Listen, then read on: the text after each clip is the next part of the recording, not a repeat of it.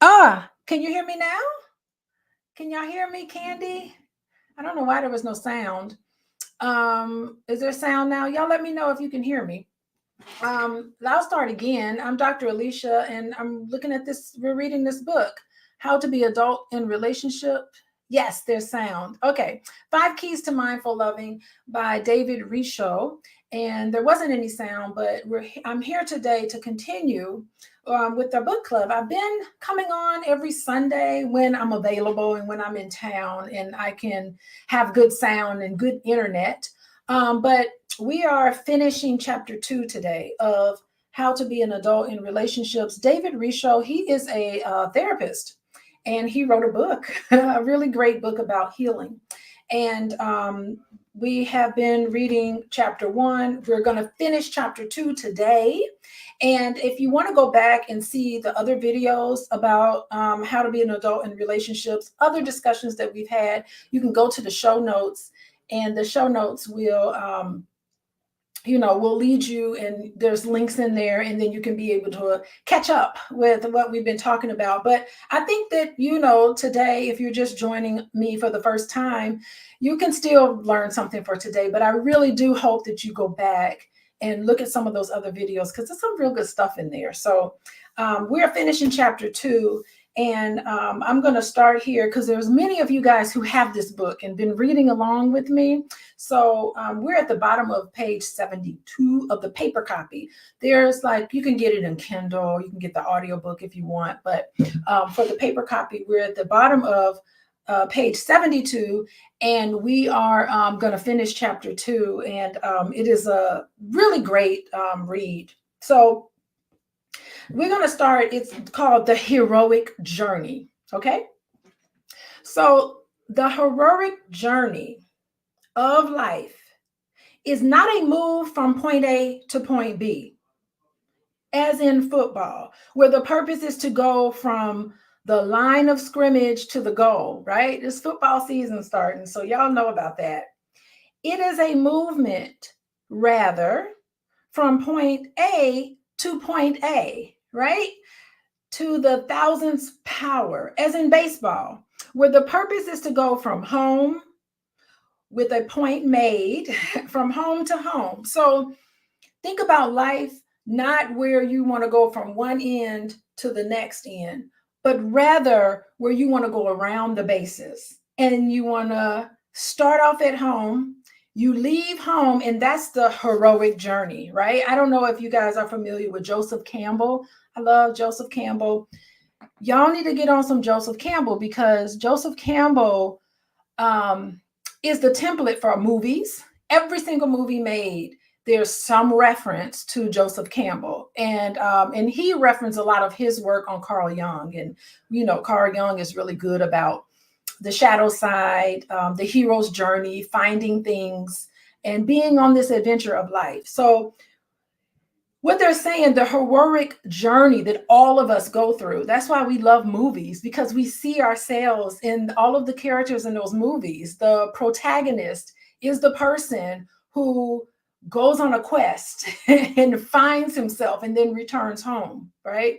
I know I watched shows like The Witcher and a bunch of different shows like that, and it's all about leaving and then coming back after you've had certain adventures in life. So David Richo, he's saying, no, we need to look at it where we're going from point A around the bases and then to point B. Wait, who's joining us? Hello? Okay. I don't know who. Somebody joined us. I think I know who it was. But anyway, so from point A to point A, as in baseball, where the purpose is to go.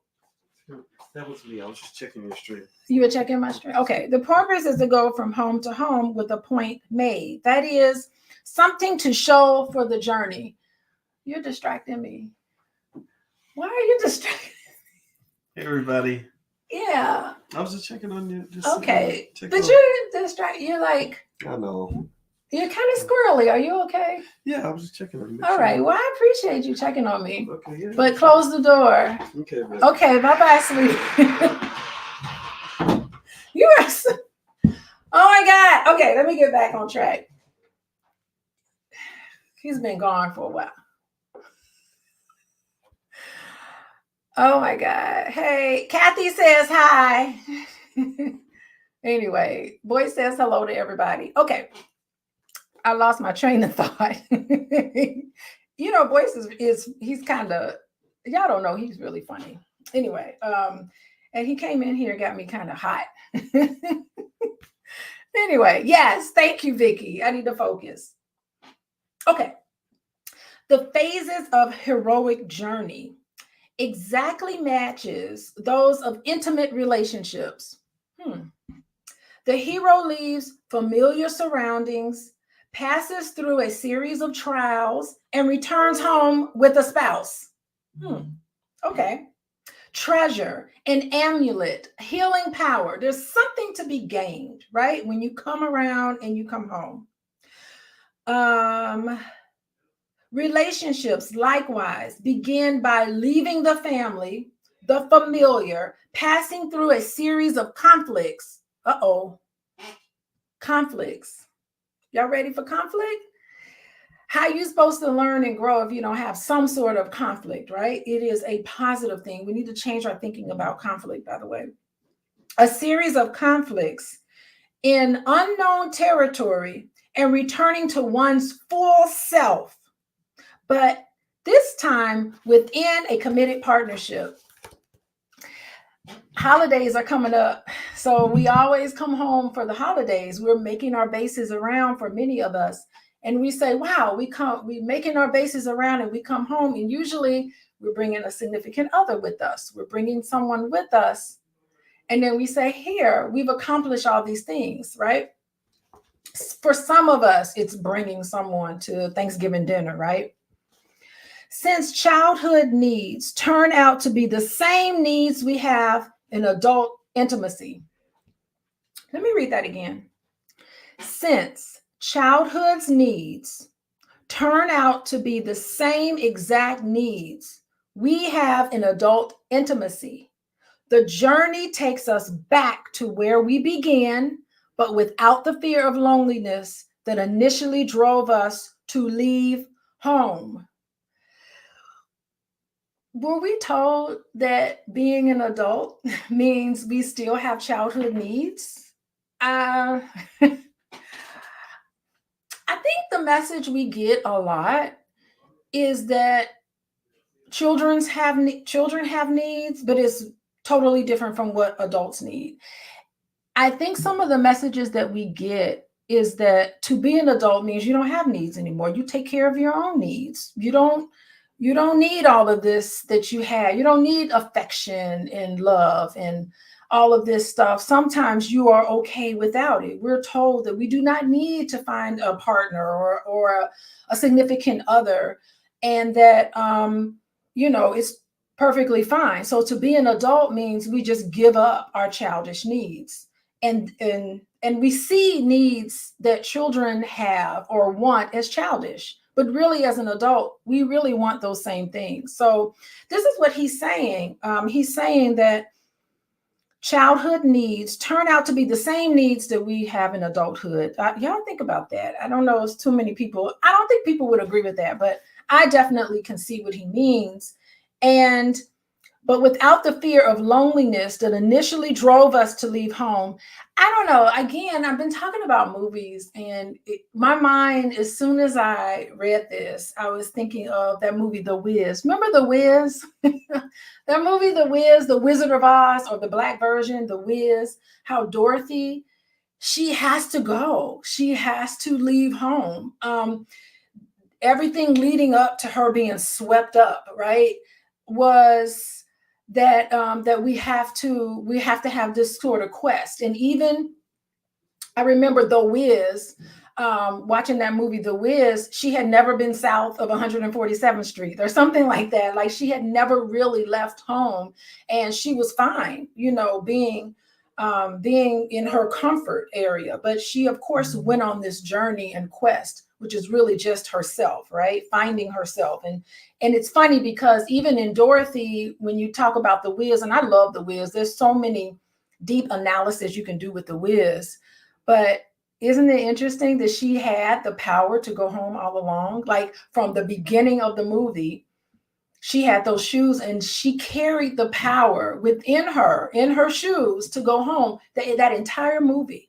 And so why not just tell her, hey, Dorothy, click your heel three times and you can go home? Well, she, even if you had told her, she wasn't ready for that message to go home. She needed to, along the way, follow the yellow brick road. There's a lot of hidden meanings in The Wiz, by the way, but she had to go through and sleep in the poppy seeds and have these challenges that she needed to have to become herself and to find out who she is. So he's talking about The Wiz, I think. The obstacles that lie along the journey to intimacy, which take the form of conflicts that arise in the course of a relationship. Boy, you got to be realistic when it comes to relationships because conflict is just inevitable. You're going to have conflict when you're in a relationship. And to me, it's in the conflict that growth happens, right? It's in that sort of conflict that you start to realize, I'm getting to know you a little better. So that's how I choose to look at conflict. How can I get to know you better? You're seeing things differently from how I'm seeing things. Tell me a story about how you came to this conclusion, and okay, now I know you better. It would be so great if us as adults could see conflict in that way and not, for many of us, conflict equals, what does conflict mean to most of us? Fighting and arguing and throwing things. And sometimes conflict equals abandonment. You don't believe what I believe. You speak up for yourself. You disagree with me. That means we can't be in this relationship anymore. And it's going to be the end of it. And so we need to change the way we look at that because it can be really frightening for most of us to even be in conflict. Okay. All right, let's move on. The hero. Okay, wait, here it is. Where was I? Okay. What seems to be in the way is the way. Wow. So he's talking about obstacles that lie along the journey to intimacy, which take the form of conflicts that arise in the course of a relationship, become a bridge to true communion and commitment when successfully negotiated. That's basically it. What I just summarized. What seems to be in the way is the way. So don't avoid it. Don't avoid those conversations. What conversations should you be having with your partner that you're not having? Stop avoiding it because that becomes that conversation that you're not having that you should be having with your partner. It is getting in the way of the relationship because you're carrying these questions and these thoughts around with you. And it is tampering your relationship. What seems to be in the way is the way. Adult love is the goal of human journey. Adult love is the goal. The hero is meant to become the lover of a partner. The hero is meant to become the lover of a partner and then enter a partnership with the world. There is no exclusively personal work. Yes, there's so many people who say, I'm going to cut myself off from the world. I'm going to find myself and I'm going to be good with myself. And I don't need to be with another person. And we know a lot of celebrities in the news, in the media who say, I don't want to get married. I just want to have children. I don't want to do these things. I just want to just be myself by myself. And then I can have children and baby mamas all over the place. And that's okay. Right. But where is the adult in that, right? The adult in that, it doesn't work. It's not exclusive, personal work, right? Every practice, both psychological and spiritual, readies us for enlightenment and serves the world. Love is indeed a journey from aloneness through closeness and opposition into communion, right? So you're alone, you meet somebody, you vibing with them. That first 18 months usually is the best time in the relationship. You see all the things, year to 18 months, you see all the things that you have in common. And then there's got to be some opposition. That's normal. There has to be some sort of challenge that the two of you have to come over, hurdle. And then you go into communion. And it's a cycle. It continues over and over again. All relationships have cycles, right? Some of them are destructive, right? And I work with a lot of couples on breaking the destructive cycles where it don't work again, and we can come up with a different cycle where people are very respectful to each other. Anyway, the journey's final stage, like the culmination of a healthy relationship, is to return to where we began and bless the place with love, wisdom, and healing. Gifts we received en route so we could give them away at home. All the lessons that you learn, all the wisdom that you learn living life, you come home and what do? You share it with everybody. You say, look what I learned along the way. This is really a good metaphor because you have children, you guide them in a lot of different ways. You have a sense of wisdom about you because you've lived, right? So that's good. The gifts. The path of the personal and the intimate journey goes beyond the inflated ego to the generous and wholesome ego, readying us for the higher task of being couriers of love to our fellow humans. The gifts we bring back are the talents we are endowed with at birth. The gifts we bring back are the talents we are endowed with at birth. It's been cultivated, right? Now activated personally and in relationships. In addition, bringing good works and compassion, we make the world a better place than we found it and fulfill our evolutionary destiny. That is really fascinating because what makes us leave home in the first place?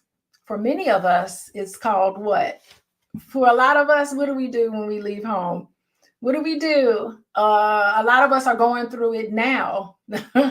Sometimes when we leave home, do y'all know? Mahidra, do you know? Kathy, do you know what normally is a very interesting event that keeps us, that makes us leave home? And that is going to college, right? So for independence, yes, we want this independence. And it's funny, we have to leave home. And for a lot of us, we leave home, we go to college. And most of us go to college because we want to get a degree. We want to be doctors. We want to be lawyers. Sometimes we want to be a nurse or a teacher, or there's some things, or maybe we just don't know what we want to do, but we know there's something in us that we want to do. And so we venture out and we go out into the world in some form or fashion. It could be a trade, it doesn't have to be college necessarily, but we go out and we're trying to find ourselves. We're trying to cultivate what's in us. Right? And you're going to go home, even if it's for Thanksgiving and you never actually return physically home again. But so you can go home, right? Rebellion. I like the rebellion. Who said rebellion? That was really, that's key. You do want to have this independence, and part of this identity formation that all of us go through at around the age of 18, 19, 20 is some sort of a rebellious nature where you question some of the things that your parents tell you. You want to become independent, right? Freedom to be me. Yes. So you do that. And that's great to question your parents. It's a normal process to question what your parents have already told you and some of the things they told you. That's how you develop your own sense of identity. So it's a normal stage. So if you got children going through that, just know that it's just normal. Okay. All right. So y'all, so this is the end of chapter 2. And I love the way this book is structured. And for all of you all, some of you all who are just joining, I am reading from How to Be an Adult in Relationships. And this is the 5 keys to mindful loving. And y'all hit the like button and share this with people if you feel like this could be really useful to them. But the purpose of this video, if you happen to be watching me right now, maybe the purpose is just for you to watch it.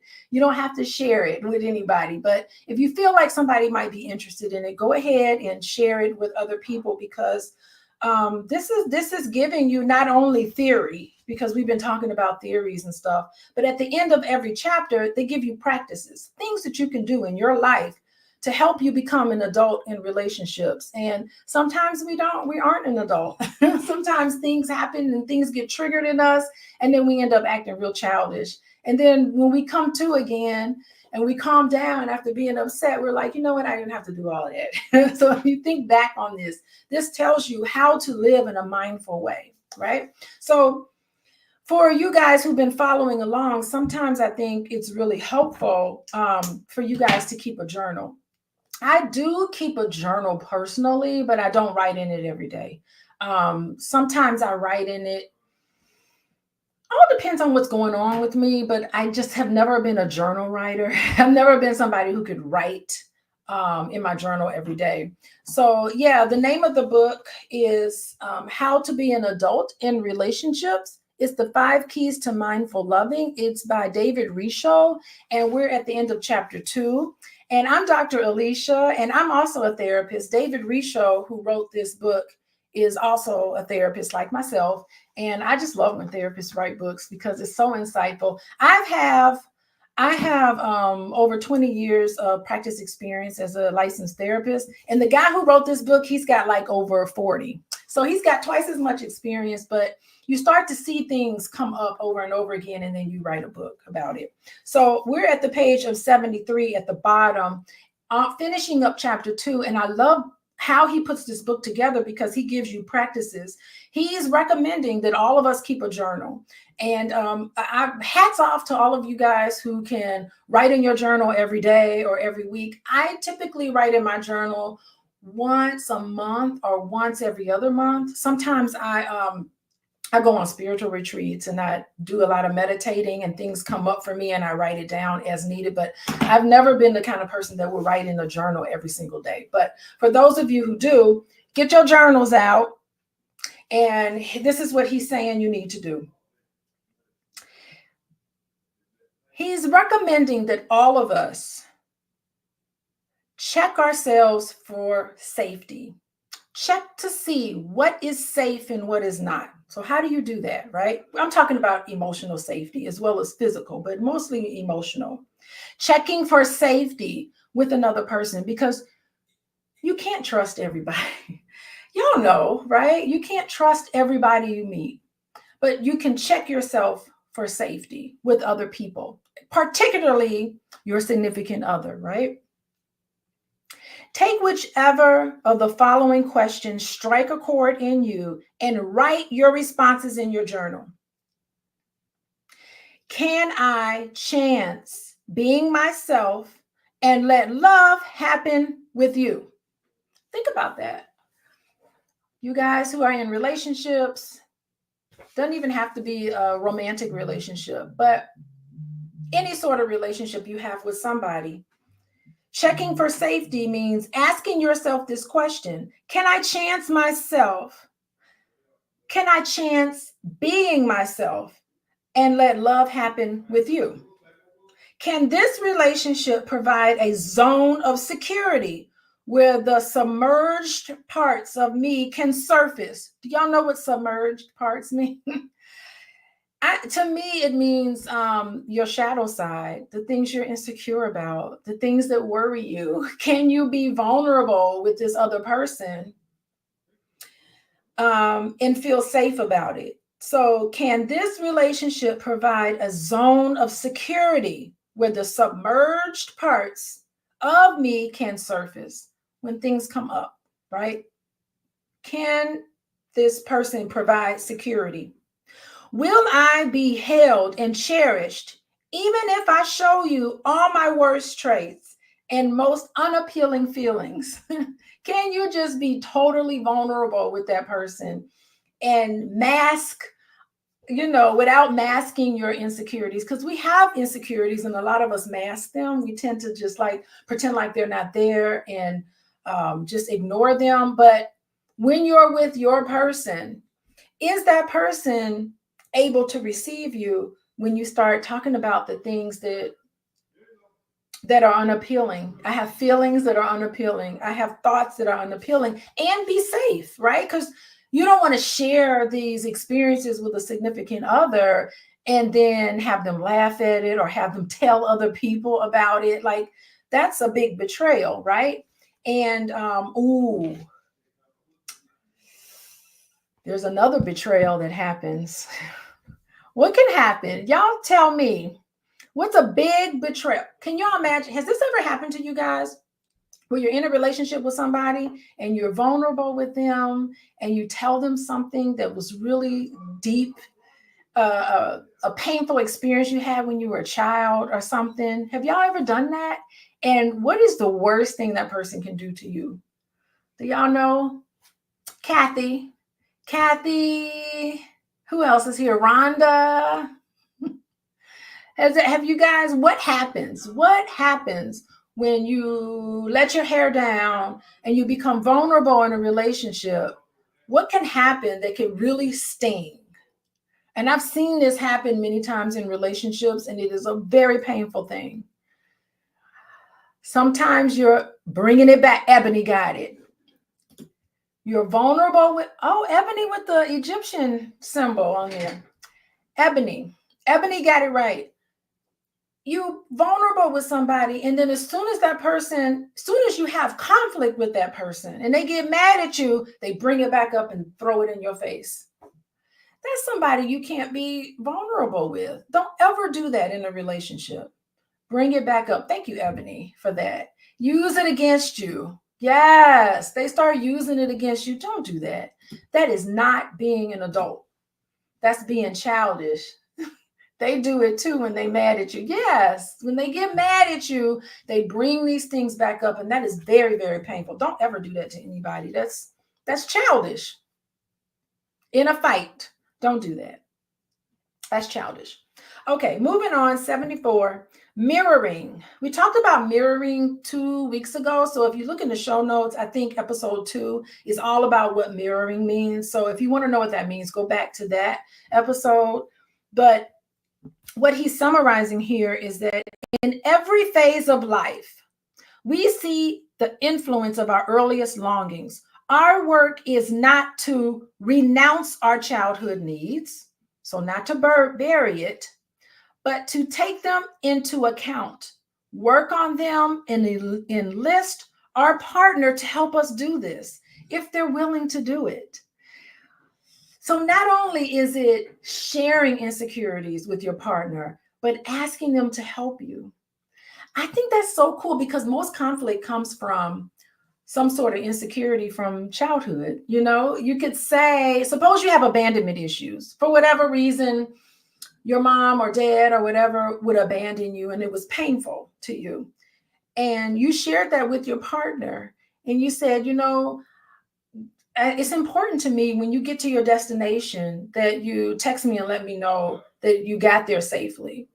It's important to me that you give me a hug and a kiss before you leave the house and tell me that you love me before you leave. And when you come in, greet me with love because, I have this abandonment thing. And you can even share a story about it. Say, sometimes my dad would just get up and leave. My parents would fight and my dad would get up and leave.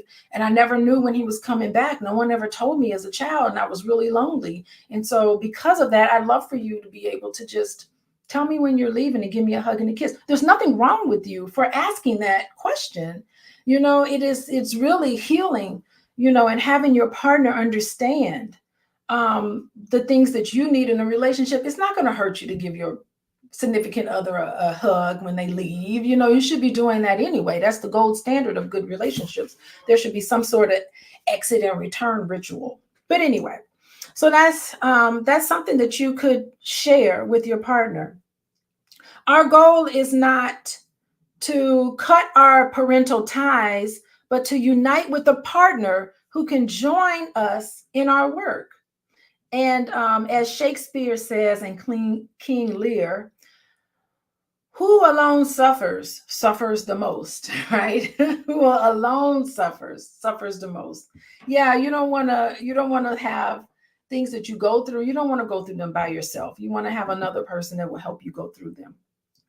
Ask these questions of your partner. I was derailed in some of my development. Can you help me in my efforts to get back on track? Wow, that's pretty cool. I think you can heal through your partner. Yeah. Are you the person with whom I can safely welcome and revise my earliest unmet needs and redirect my thorough striving? And he's wanting you to ask yourself these questions in your head and write them down in your journal, right? So this is what he wants you to do. Next question. Can I work with you on mutual mirroring? That is understanding and welcoming of feelings. So both of you can get in there and share with each other, right?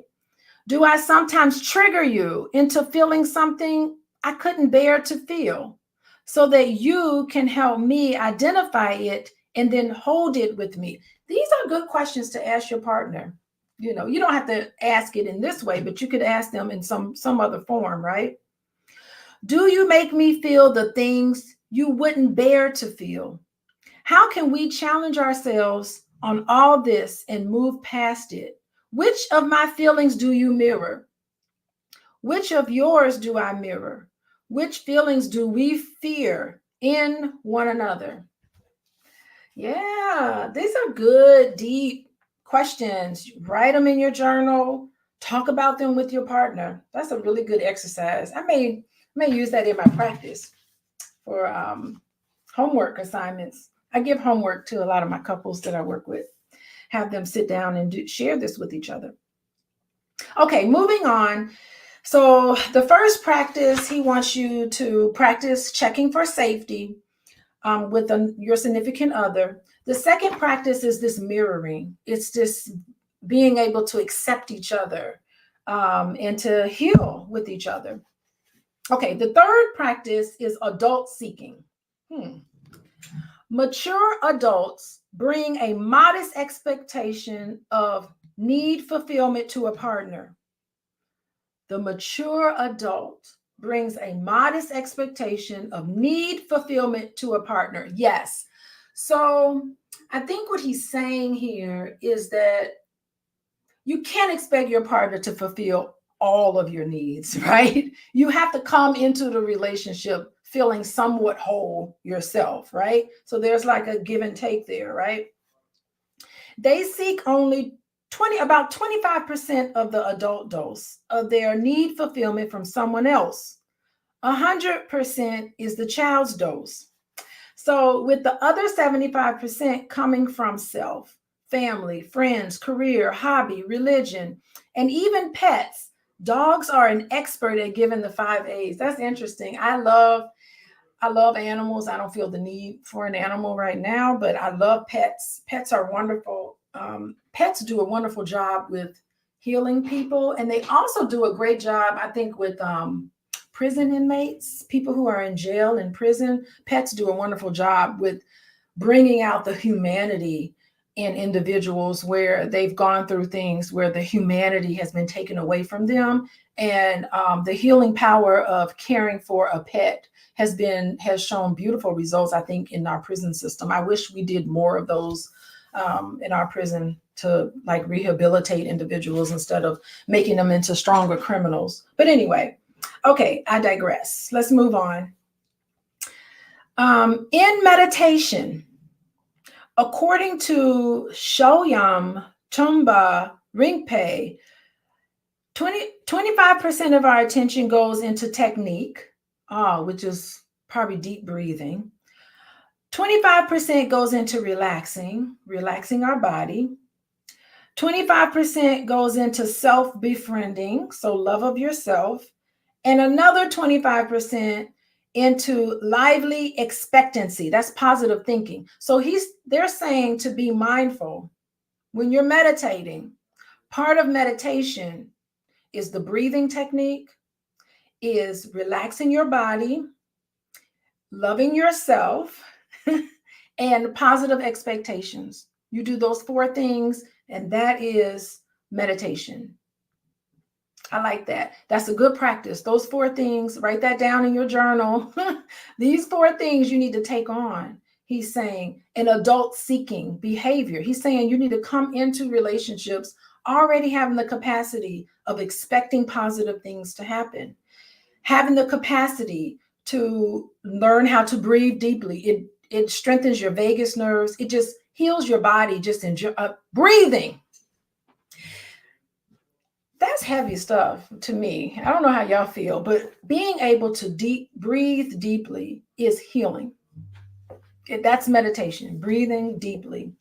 And the other thing is loving yourself and relaxing your body. If you could do those 4 things, you can be an adult in a relationship. That's adult seeking behavior.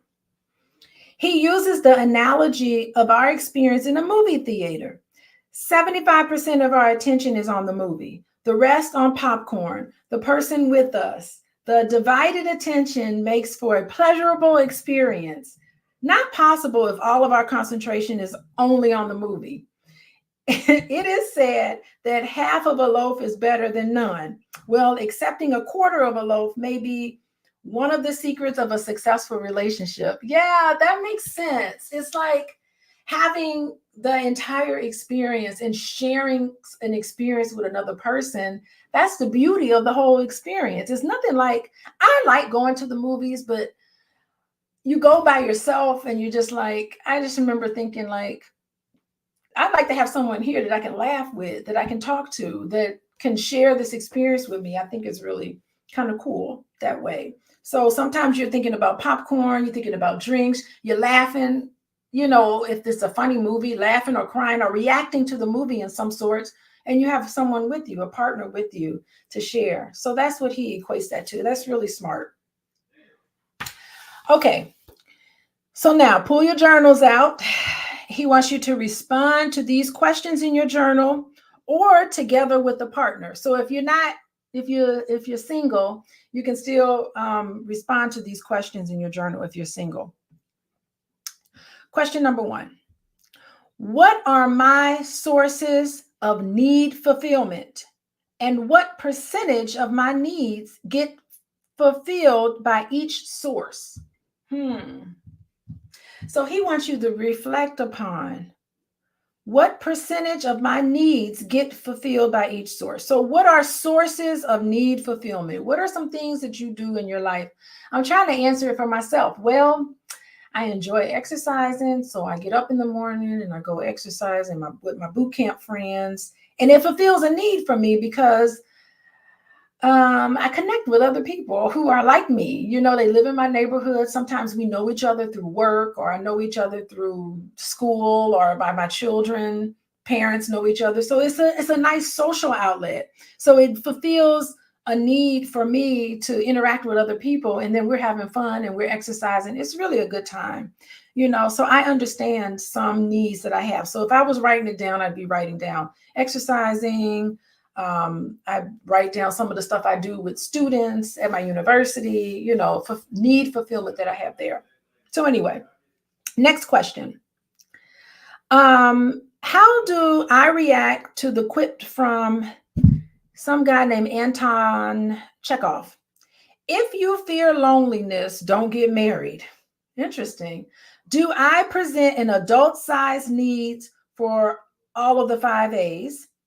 Has it moderated since childhood, like my need for milk? Okay, so you have need for milk, but it's moderated a little bit more from childhood.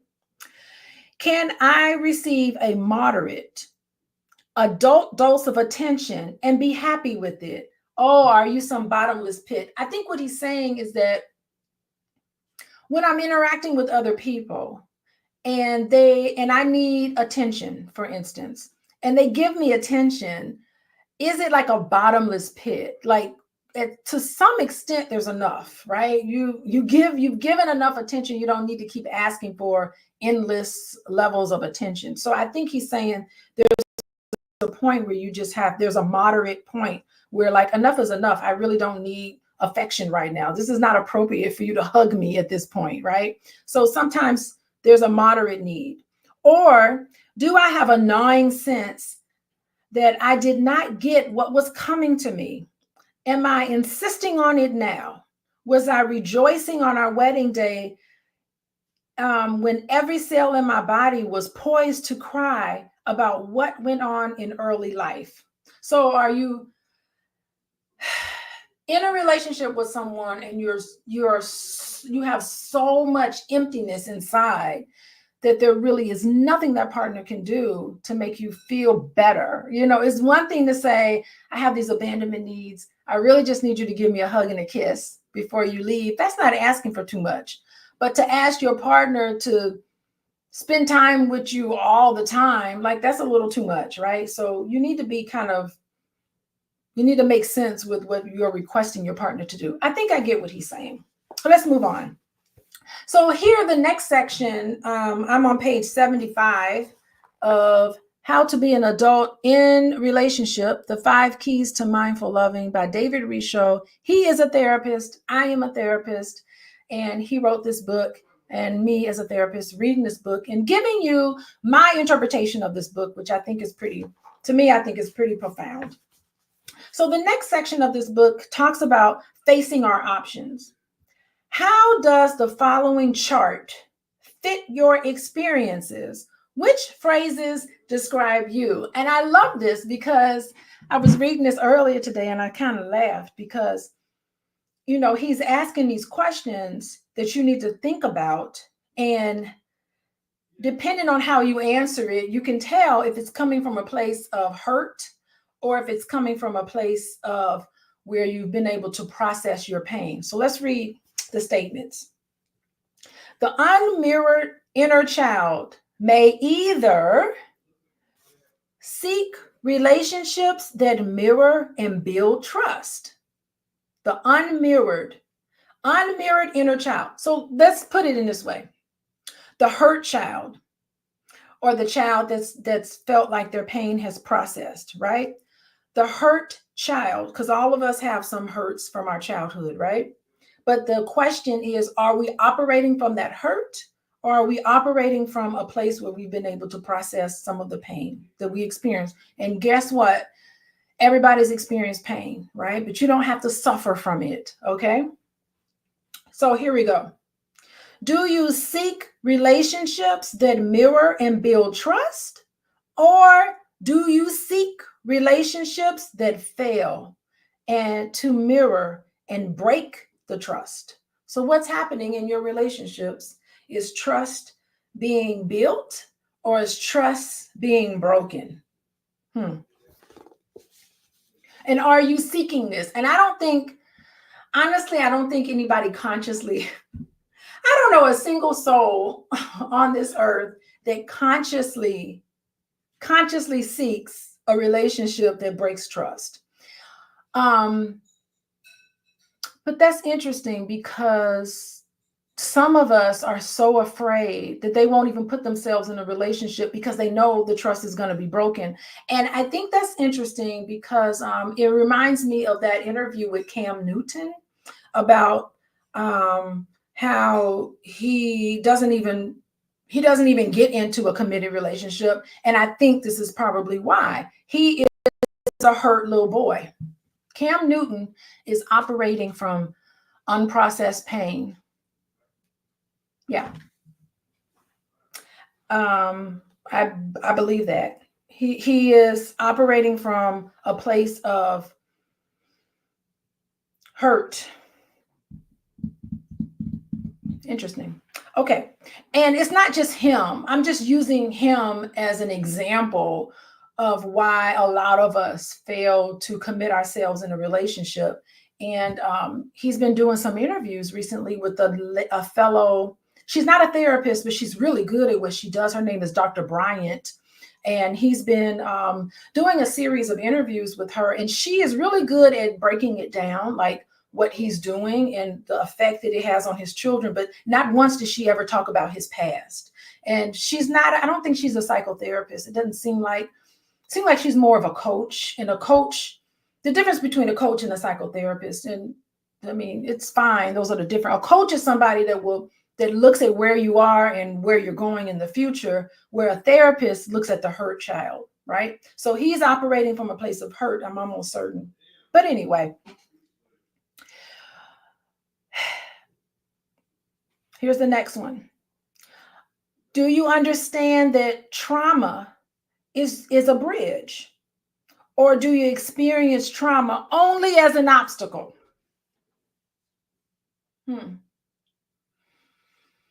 Yeah, because if you don't process the trauma, it can be a bridge to your sensitivity. I do think trauma, for a lot of us, trauma is a gift. And if we're put in a place where we can process our pain, it can make us really sensitive to the pain of other people, to the extent where you just were like, you know what, I know what that's like to experience that, and I would never want to put that on another person. So it's interesting. I have right now I'm teaching students how to become therapists. Oh, I don't know if y'all know, I'm a psychotherapist. I take clients.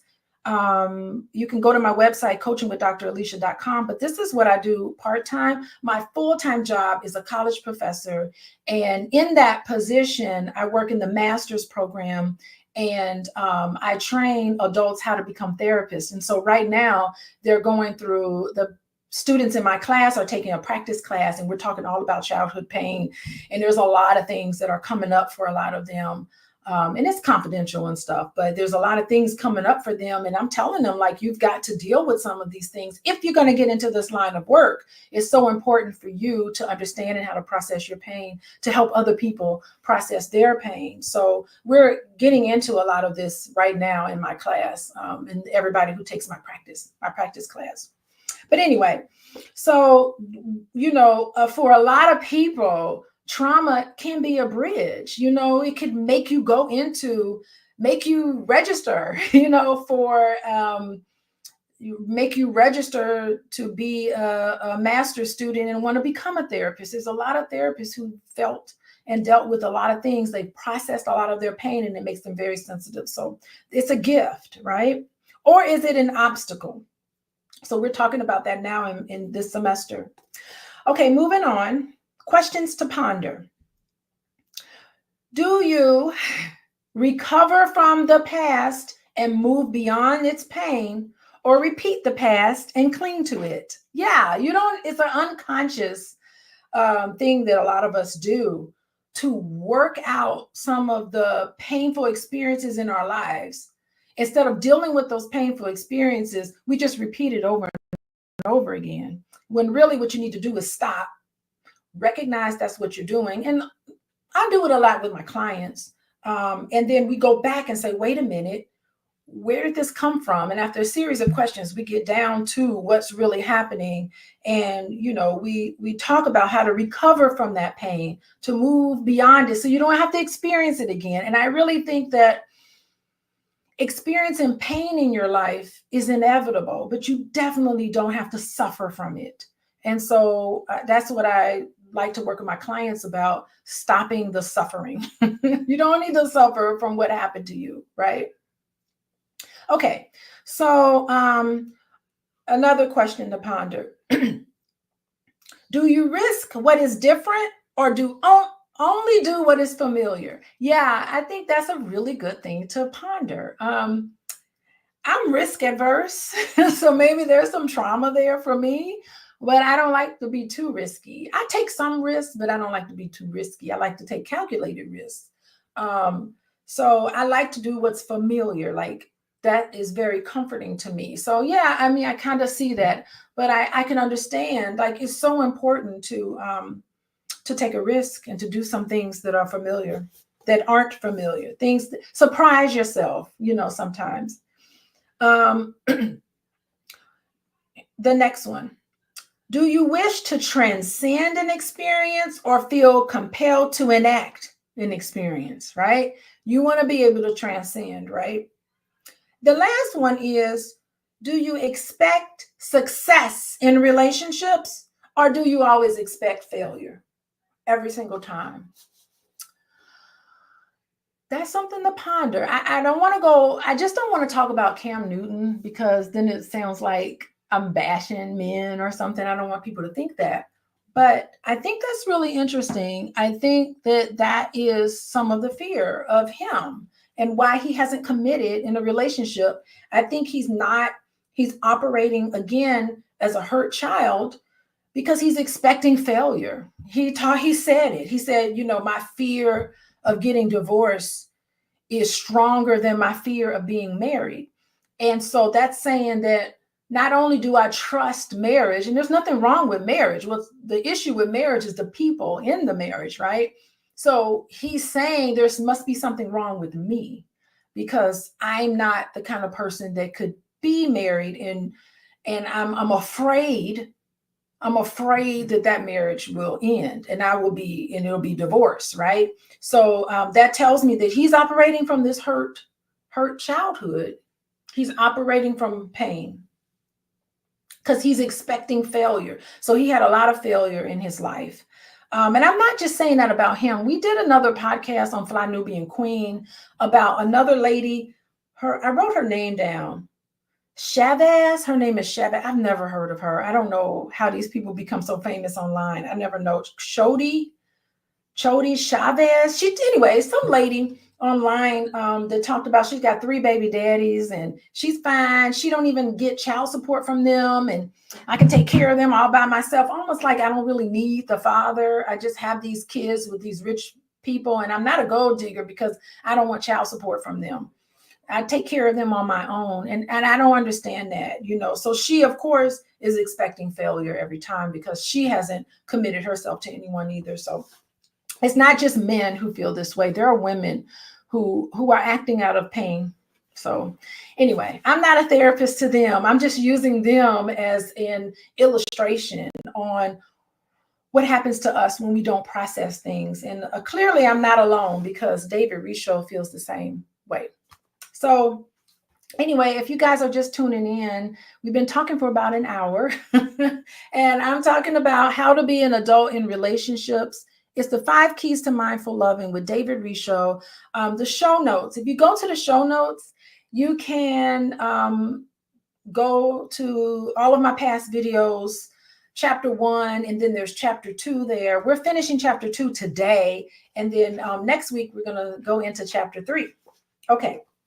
So far, we're going into practices. You need to check for safety. Second thing you need to do is adult seeking. And then the third thing is to face our options. Face our options. How are we going to proceed in life? Are we going to proceed as somebody who's processed the pain? Or are we going to proceed in life like Cam Newton and some others as a hurt child? He's comes across as somebody who's really gone through some pain, right? And hasn't processed it. So anyway, the next section that he's talking about is self-caring. Early abuse can affect our adult capacity to take care of ourselves, especially when it comes to our health. Whew, that's deep.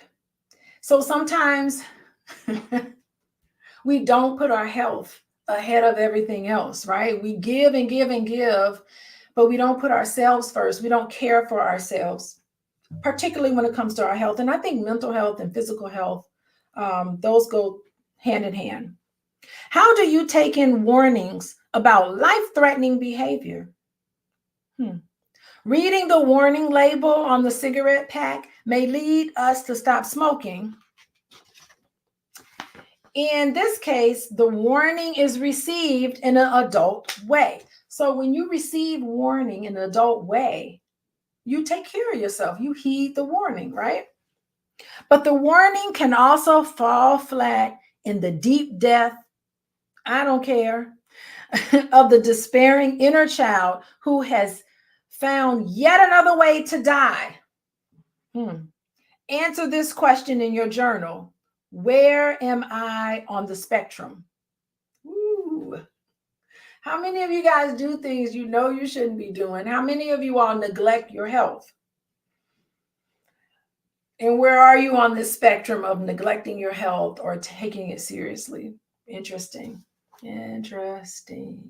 Yeah, I think it's, one exercise that I have some of my students do in my class is to do for 1 week, do a food journal. They journal for 1 week, and they write down how they feel as they were eating. And that's a really good exercise too, to do in your journal, to just write down everything that you've eaten and then write down next to it how you felt when you were eating it. I think it'll be eye-opening. Anyway, so page 76, refusing abuse. Intimacy entails openness to others' feelings. However, it does not mean allowing yourself to be abused. We speak up and say, ouch, directly to someone who hurts our feelings. If someone is physically abusive, immediately get away and get help. In the case of long-term discomfort in a relationship, here is a practice that may help. We can commit ourselves to suffer no more than 30 days of unhappiness and emotional pain with a partner before telling him or her directly or bringing it up in therapy. Am I on 30-day plan or a 15-year plan? This is a fantastic model. I, as a couples therapist, will get people who will come and talk to me, and they will talk to me about their issues. And I'll say, like, how long have you guys been dealing with this? This is really heavy. And they say, oh, we've been dealing with this for 10 years, 5 years. I just can't believe that some of these issues have been going on for as long. And I can't tell you how difficult it is as a therapist, and other therapists will tell you too. It's so hard to work, challenging, to work with a couple that have been dealing with issues unresolved for many, many years, because there's so much built up resentment in that relationship that it takes quite some time to kind of untangle it and deconstruct all the years and years of pain and hurt that two people can do with each other. And I really do recommend physical abuse is illegal. Like, it's illegal to put your hands on someone out of anger. So you call the police and get out of there, right? But psychological and emotional abuse is just as painful. It's not illegal, but it is definitely a sign where you need to either go to therapy or decide to terminate the relationship, one or the other, right? So I think that's something for all of us to just know. At the same time, there are instances in which we do not have to confront others. So sometimes, depending on the nature of the problem, you go to therapy or you leave, but you can also manage some things that are uncomfortable for you. So he's moving on to say that. At the same time, there are some instances in which we do not have to confront others, but we also do not have to tolerate abuse or lack of courtesy. Don't tolerate it. For example, we might be at a family dinner when a tipsy relative is saying some sarcastic things to us. We do not have to stop him, because you can't control what other people do, right? You don't have to stop them. But we do not have to stay there either. That's right. You are a grown adult. You can pick up your purse, put your coat on, and leave. And now I'm starting to think, I work with a lot of people who get really nervous around the holidays. The holidays are coming up. This is September. We're going into October, November. Holidays are coming up. And, I talk to some clients about how to put boundaries around what they are willing to tolerate at the dinner table and what they aren't, right? We do not have to stop him, but we do not have to stay. This rule may also work at a party when a group's level of alcohol intake has reached a point of intelligent conversations no longer possible. In both instances, we leave. We do this not to push or judge anyone, but to take care of ourselves. Tell a therapist or a close friend about any abuse you're suffering. Call the police. He goes into all of that. Abuse is real serious. He has to put that in his book because, as a good therapist, you need to put that in there. Okay, so moving on, reversing messages. I love this section. Probably my favorite section so far of advice that he's given. Reversing the messages. I do this a lot my practice. Recall the parental messages you heard most often in childhood. When does it come up now? For instance, perhaps the message was, if something good comes your way, you will lose it. Be careful, right? Now, when you are promised a job, you worry. They will change their mind and not offer it to me at all. You feel that this kind of happening is an old pattern in your life, but the record does not confirm your feelings. You're excited about it, right? You are simply operating out of fear or belief that was imparted onto you early on. The undeserving child still hides in you and emerges whenever something good comes your way. This is the basis of about 90% of the work I do with clients. 90% of the work I do is what is called cognitive behavioral therapy.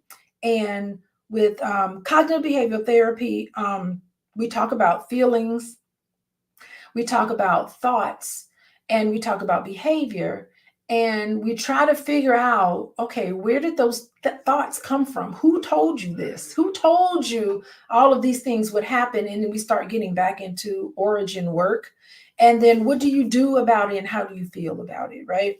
So, and then we work on kind of changing some of that up. So, yeah, so this negative thinking can kind of sabotage a really good thing that can happen in your life, right? Or you can even go into a new relationship and think, I don't want to allow myself to get excited about this person because I feel like this person will disappoint me because I've been told that relationships are disappointing, or I just know this isn't going to work out. And you don't even know if that's going to happen, right? It's these negative thinking that can kind of get in the way, and it makes you feel sad.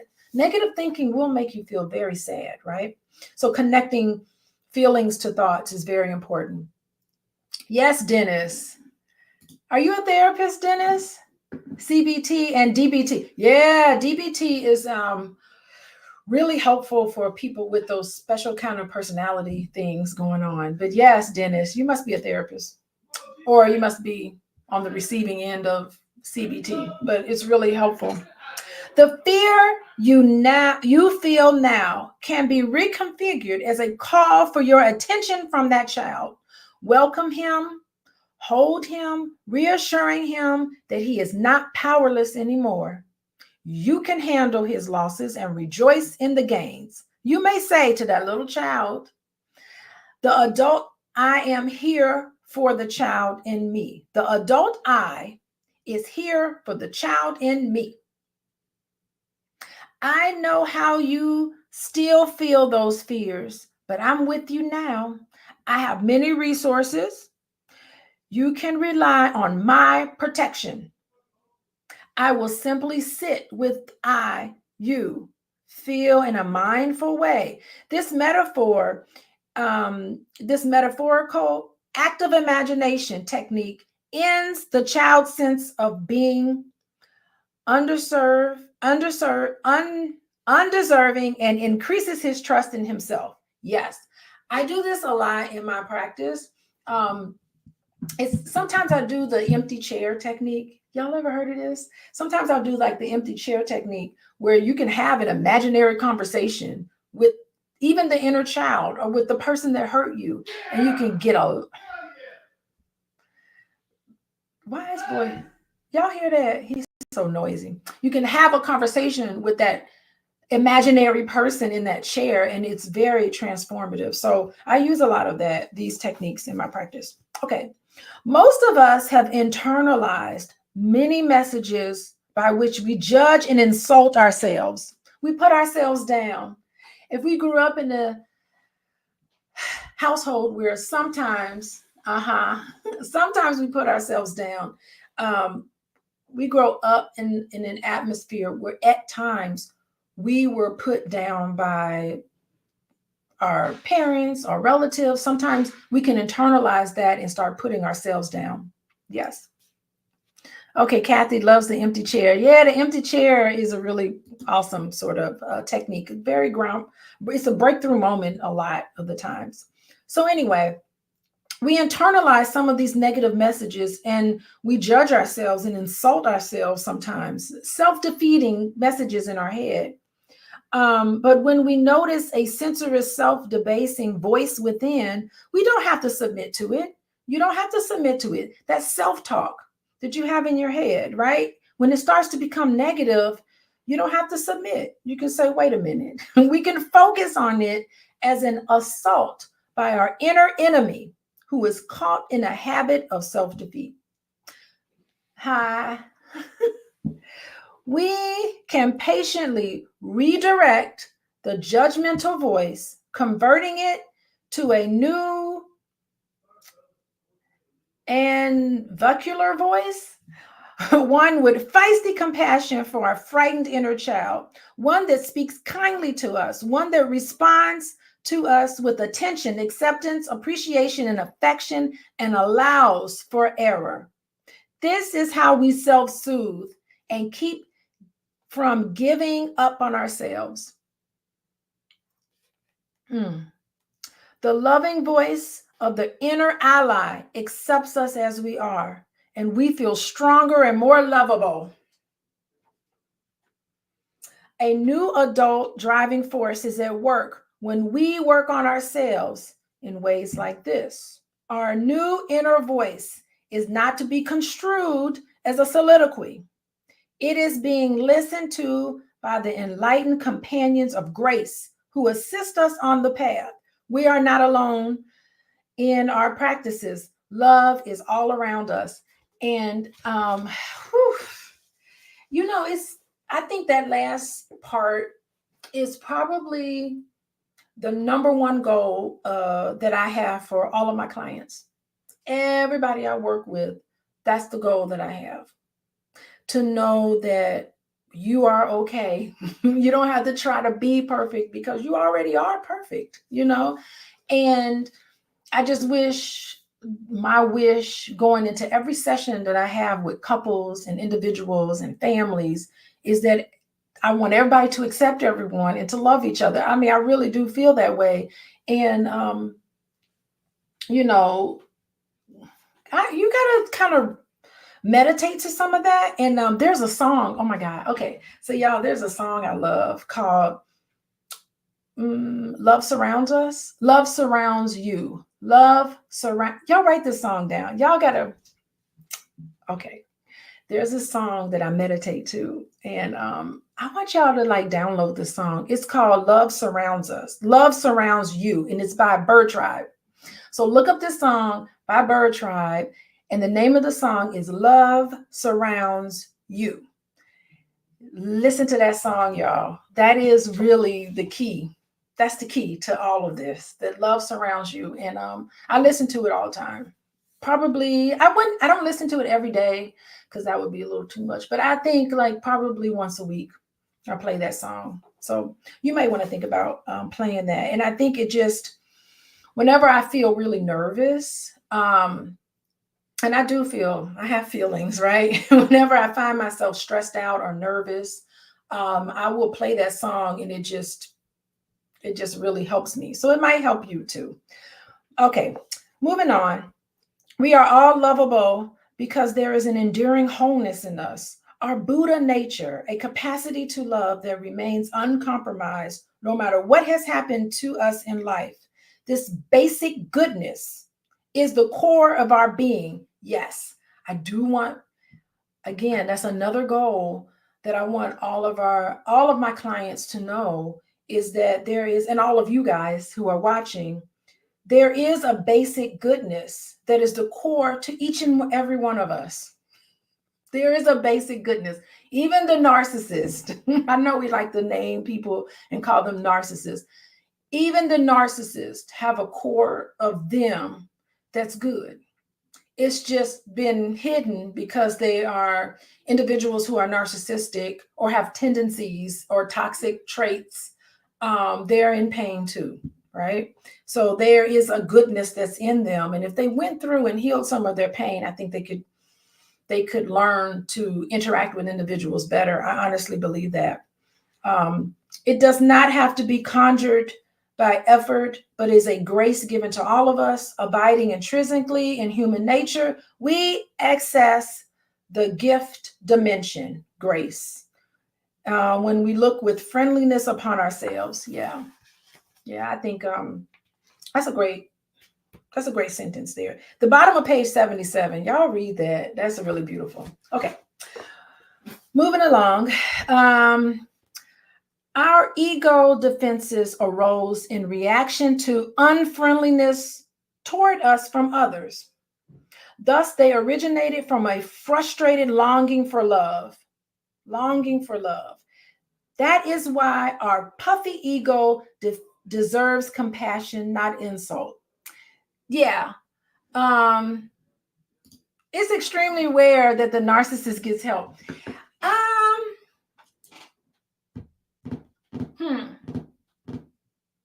I don't know. I feel like individuals who have traits of narcissism, they will come to therapy because they'll be stressed out, and they'll be stressed out, but they'll come to therapy and they'll externalize all of their problems.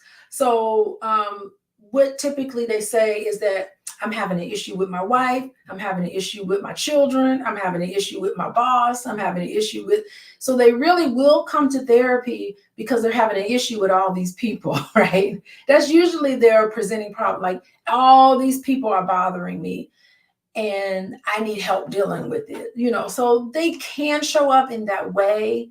And I guess, listen, narcissism is a continue. I really think that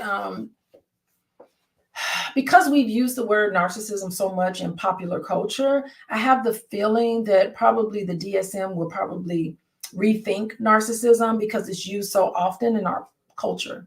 So narcissism, from how I understand it, it's on a continuum, right? So some people are on a very extreme ends of narcissism. And yeah, those individuals probably never will come into therapy to get help. But I think that on some continuum, if they're at the lower end of narcissism, like certain types of traits, you will see them in therapy. So someone who is like high on the narcissism scale, they probably won't come in. Maybe their significant other would drag them into therapy, but chances are they won't come in. But I think, I'm not one of those people that think that narcissistic individuals just need to be thrown away and out of reach of society. I'm not one of those people that believe that. But anyway, I kind of feel like any and everybody, to some extent, can always work on themselves. That I really do believe that even narcissistic people, that the basic goodness is the core of our being. I really do believe that about them. So, okay, so let's finish up this section. I don't know if we'll finish chapter 2. Maybe we'll finish chapter 2 next week, but let's finish the rest of this section. Okay. Let's move on. Okay, being a Buddha. So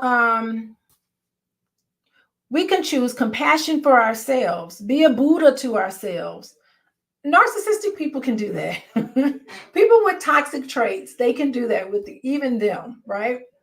His first word upon enlightenment, as he looked at the world and the human heart, it was wonderful.